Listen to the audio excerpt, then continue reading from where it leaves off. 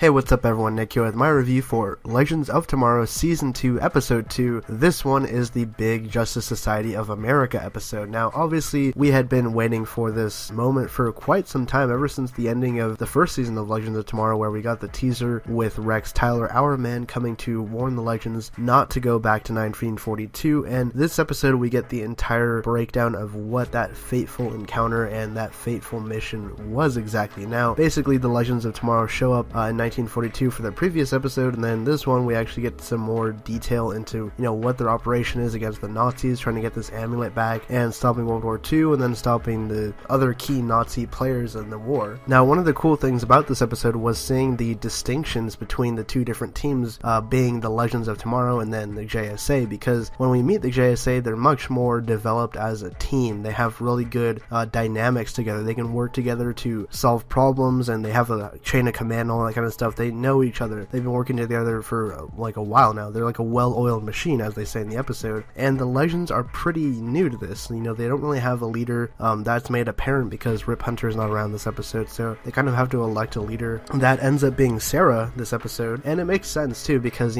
she's really the one that's kind of the voice of reason in this current set of Legends. But as for the episode though, it was really cool to see the JSA team up with the Legends and see their headquarters and just how they operate in general back in 1942. Also, the historian that they brought along on the mission from the current Legends team, from the future, he actually gets to see his grandfather, who is Commander Steele back in the day, and that was really cool to see, that kind of legacy.